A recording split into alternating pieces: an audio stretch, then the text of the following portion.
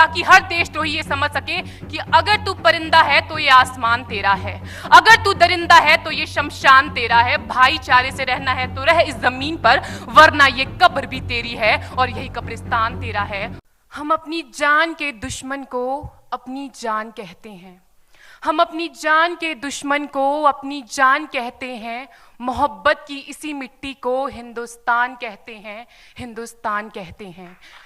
जो दुनिया में सुनाई दे उसे कहते हैं खामोशी, जो आंखों में दिखाई दे उसे तूफान कहते हैं। जो ये दीवार का सुराख है साहब, जो ये दीवार का सुराख है, चाइना, अमेरिका, पाकिस्तान साजिशों का हिस्सा है, मगर हम इसे अपने घर का रोशनदान कहते हैं, अपने घर का रोशनदान कहते हैं। परम सम्माननीय निर्णायक मंडल के सदस्यों, सभा में उपस्थित सभी गणमान्य व्यक्ति, मैं नेहा वर्मा देश प्रेम और राष्ट्र निर्माण के उपलक्ष्य पर अपने कुछ विचार आप सभी के साथ साझा करना चाहूंगी। आज़ादी का असली मतलब वही समझ सकता है जिसने कभी गुलामी की हो। हम सौभाग्यशाली हैं कि हमने स्वतंत्र भारत में जन्म लिया। यूं तो आज़ादी की लौ 1857 में ही जल चुकी थी, जो वर्षाल बनकर 1947 में हमारे देश को आज़ाद कराई। प्राचीन, मध्यकालीन और वर्तमान भारत के उदाहरणों से स्पष्ट करना चाहूंगी कि जब हम फिरंगियों के फेरे में फंस गए थे तो रंग दे बसंती चोला की एक आवाज पर टोलों के टोले उमड़ आते थे और उनके वंदे मातरम के नारों से खून में आने वाला 5-5 डिग्री का तूफान अंग्रेजी शासकों की जड़ों में तूफान ला देता था। लोग मर जाते थे, मिट जाते थे, फांसी चढ़ जाते थे, तो वो भी अपनी देशभक्ति साबित कर रहे होते थे, क्योंकि ये उस दौर की देशभक्ति की कसौटी थी। उसके बाद 62, 65 और 71 के युद्धों में अपना सुहाग गवा देने वाली औरत, जब घर के हालात ये हो जाया करते थे कि प्यार भी भरपूर गया, मांग का सिंदूर गया, नन्हे नौनिहालों की लंगोटियां चली गई, छोटी छोटी बेटियों की चोटियां चली गई, बाप की कमाई गई, भाई की पढ़ाई गई, ऐसा एक विस्फोट हुआ पता ही चला नहीं, पूरे जिस्म की ही कई बोटियां चली गई। और आपके लिए तो एक आदमी मरा है साहब, किंतु मेरे घर की तो रोटियां चली गई, मेरे घर की तो रोटियां चली गई वाले हालात पैदा हो जाने के बावजूद भी एक माँ अपने बेटे को सरहद पर दुश्मनों की धज्जियां उड़ाने के लिए भेज देती थी और उसे पत्र लिखाकर ये भेजा करती थी कि अम्मा ने खत लिखा है बड़े ही चाव से, पुत्र मेरे ना घबरा जाना, 1 इंच भी पीछे ना हटना, चाहे इंच इंच कट जाना, चाहे इंच इंच कट जाना। इस तरह पूरा परिवार अपनी देशभक्ति साबित कर रहा होता था। तब देश बलिदान मांगता था, तब देश लड़ जाने को कहता था, तब देश मर जाने को, मिट जाने को, फांसी चढ़ जाने को कहता था। किंतु आज देश लड़ जाने को नहीं कहता, आज देश मर जाने को, मिट जाने को, फांसी चढ़ जाने को नहीं कहता, बल्कि मेरे विचारों में यदि कोई व्यक्ति अपना काम पूरी ईमानदारी, पूरी मेहनत और पूरी लगन से करे ना, तो वही सबसे बड़ा देशभक्त है। मैं नहीं मानती कि फेसबुक और व्हाट्सएप की डीपी को 3 रंग में रंगना ही देशभक्ति है। और यदि आप कहेंगे कि साल में 2 बार हाथ में तिरंगा ले लेना देशभक्ति है, तो मैं पूछना चाहूंगी कि फुटपाथ में रहने वाला वो बच्चा ट्रैफिक की छांव में नंगे पांव में जब तिरंगा बेच रहा होता है, तो क्या इसे आप उसकी देशभक्ति कहेंगे? ये उसकी देशभक्ति नहीं, उसके पेट के भूख की शक्ति है जो उसे ऐसा करने पर मजबूर करती है।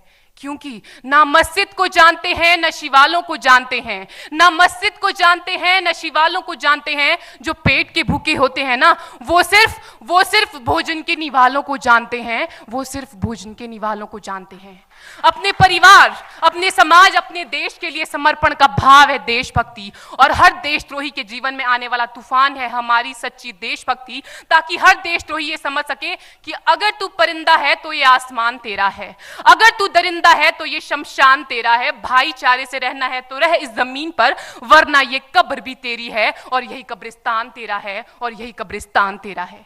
लेकिन एक देशद्रोही से ज्यादा देशभक्ति तब आहत होती है जब एक बेटा अपने बूढ़े माँ बाप को वृद्धाश्रम की चौखट पर छोड़ आता है। करा उठती है वो देशभक्ति जब मुसीबत में फंसे लोगों की जान बचाने से ज्यादा हम सेल्फी लेकर अपने लाइक बढ़ाने में लगे रहते हैं। आज के इस दौर में वो युवा जिनके ऊपर जिम्मेदारी थी अपने देश, अपने समाज, अपने राष्ट्र की आशाओं को बांधे रखने की, वही युवा अब 4x4 इंच की छोटी सी स्क्रीन पर अपनी कोमल अंगुलियों के घर्षण मात्र से अपनी भावनाओं की इमोजी भेज रहा है। 4 बोतल वोडका, काम मेरा रोज का ने भारत का भविष्य तबाह कर रखा है। हम ना एक ऐसे समाज में जीते हैं जहां लड़कों से बात करता देख जो भाई हड़काते हैं, लड़कों से बात करता देख जो भाई हड़काते हैं, वही भाई अपनी गर्लफ्रेंड के किस्से घर में हंस हंस कर सुनाते हैं। और मैं बता दूं, महिला सुरक्षा के मामले में हम आज भी चौथे नंबर पर आते हैं। हम ना एक ऐसे समाज में जीते हैं जहां पत्थर की मूरत को लगते हैं 56 भोग और भूखे नंगे तड़पते सो जाते हैं लोग, भूखे नंगे तड़पते सो जाते हैं लोग। मजदूर को मजदूर समझिए, मजबूर नहीं। गरीब को काम दीजिए, दान नहीं। और अगर दान देने के इच्छुक हैं तो जीते जी रक्तदान दीजिए और मरने के बाद अंग दान देकर किसी मरते हुए को जीवन दान दीजिए। यही सच्ची देशभक्ति और यही सच्चा राष्ट्र प्रेम है। ना सरकार मेरी है ना रब मेरा है, ना सरकार मेरी है ना रब मेरा है, और ना ही ये बड़ा सा नाम मेरा है। बस इतनी सी बात का गुरूर है मुझे कि मैं भारत की हूं और ये भारत मेरा है और ये भारत मेरा है। परंतु एक वैचारिक बीमारी हमारे समाज में मुझे नजर आती है। कहा जाता है हम दुनिया के सबसे बड़े लोकतंत्र हैं, जहां हिंदू पैदा होते हैं, मुस्लिम, सिख और ईसाई भी पैदा होते हैं, लेकिन बदकिस्मती है अब इंसान पैदा नहीं होते। और मेरे विचारों में ना हिंदू की जरूरत है ना मुसलमान की जरूरत है, राष्ट्र निर्माण के लिए केवल अच्छे इंसान की जरूरत है, केवल अच्छे इंसान की जरूरत है। जरा सोच कर देखिए, ये पेड़ पौधे और शाखाएं भी परेशान हो जाएं अगर परिंदे भी हिंदू और मुसलमान हो जाएं। एक शैक्षणिक बीमारी भी हमारे समाज में मुझे नजर आती है, और बड़े ही आश्चर्य की बात है जिस देश ने पूरी दुनिया को तक्षशिला और नालंदा देकर के विश्वविद्यालयीन शिक्षा की बुनियाद रखी, आज विश्व के 100 सर्वश्रेष्ठ विश्वविद्यालयों में हमारा एक भी विश्वविद्यालय खड़ा नहीं हो पाता। जहां एक और हमारे पास IIT, IIM और NIT जैसे शिक्षण संस्थान हैं, तो वहीं दूसरी ओर इस देश के गरीबों को बेरोजगारी की जमात में खड़ा करने के लिए उनके हाथ में सर्व शिक्षा अभियान का झुंझुना पकड़ा दिया जाता है। और मैं बता दूं, इस शैक्षणिक बीमारी का केवल एक कारण वो ये कि हमारे देश की शिक्षा नीति केवल 2 तरह के लोगों के लिए बनती है। पहले वो जो विद्वान हैं और दूसरे वो जो धनवान हैं। इसी तरह की कई गजब की बीमारियां हैं, और इन बीमारियों की जो जड़ है ना, वो हमारा अंधविश्वास। और मेरे विचारों में जब तक इस देश का युवा अपनी सफलता के लिए मंदिरों में जा जाकर नारियल फोड़ फोड़ कर भगवान को रिश्वत लगाता रहेगा, हमारे समाज का शिक्षित वर्ग ही बिल्ली के रास्ता काटने पर खड़े हो जाना, अपने धर्म अपनी जाति को ऊंचा मानकर दूसरों के धर्म की अवहेलना करता रहेगा, तब तक ना तो इस देश से अंधविश्वास खत्म होगा और ना ही हमारा राष्ट्र निर्माण संभव होगा। हमारी संस्कृति, हमारी सभ्यता को दुनिया ने शीश नवाया है, तो क्यों आस्था के नाम पर हमने अंधविश्वास फैलाया है? मेरे विचारों में हमारा राष्ट्र निर्माण तब संभव होगा जब इस देश में महिलाओं की पूजा नहीं, उनकी इज्जत की जाएगी। राष्ट्र निर्माण तब संभव होगा जब हम जातिगत आरक्षण नहीं बल्कि सामाजिक सशक्तिकरण पर बात करेंगे। राष्ट्र निर्माण तब संभव होगा जब स्वच्छता अभियान में केवल सरकार नहीं बल्कि सड़क पर चलने वाला हर एक नागरिक हाथ बंटाएगा, स्वच्छ भारत स्वस्थ भारत को दिल से अपनाएगा। असल मायने में हमारा राष्ट्र निर्माण तब संभव होगा जब एक गरीब बच्चा मध्याह्न भोजन के लिए नहीं बल्कि ज्ञान अर्जन के लिए सरकारी स्कूल की चौखट पर कदम रखेगा। और हमारा राष्ट्र निर्माण तब तक संभव नहीं होगा जब तक एक नागरिक नैतिक रूप से सटीन, चारित्रिक रूप से भ्रष्ट, मानसिक रूप से दिवालिया, धार्मिक रूप से अंधा, राजनीतिक रूप से गंदा, स्वैच्छिक मान मूल्यों के आंकड़ों में जिन्न शिन्न पैपंदमयी अखंड भारत को खंड खंड करता रहेगा। तब तक हमारा राष्ट्र निर्माण संभव नहीं होगा।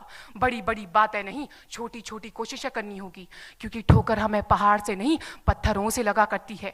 I being an Indian, I being a student, I being a symbol daughter of this motherland feel proud to be an Indian। और मैं सैल्यूट करना चाहूंगी सरहद पर दिन रात हमारी रक्षा के लिए खड़े हर उस जवान को, इस देश की पुलिस प्रशासन और किसान को, और इस देश के हर उस व्यक्ति को जो अपना काम पूरी ईमानदारी, पूरी मेहनत और पूरी लगन से करते हैं, जिनके बिना राष्ट्र निर्माण की कल्पना करना भी असंभव सा लगता है। और आज इस मंच पर पूरी जिम्मेदारी के साथ मैं भारत की बेटी ये कहती हूं कि हमारा राष्ट्र निर्माण तब संभव होगा जब हम सभी, मैं, आप, हम सब मिलकर प्रयास करेंगे, क्योंकि हमारे देश की जिम्मेदारी नहीं है हमें आगे ले जाने की, हमारी जिम्मेदारी है अपने देश को आगे ले जाने की, अपने राष्ट्र को आगे ले जाने की, अपने वतन को आगे ले जाने की।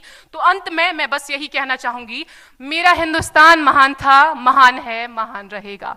मेरा हिंदुस्तान महान था, महान है, महान रहेगा। होगा हौसला सबके दिलों में बुलंद तो एक दिन पाकिस्तान भी जय हिंद कहेगा। पाकिस्तान ही क्यों, सारा जहान जय हिंद कहेगा, क्योंकि सारे जहां से अच्छा हिंदुस्तान हमारा, सारे जहां से अच्छा हिंदुस्तान हमारा, हम बुलबुलें हैं इसकी, ये गुलिस्तान हमारा, ये गुलिस्तान हमारा। जय हिंद, वंदे मातरम।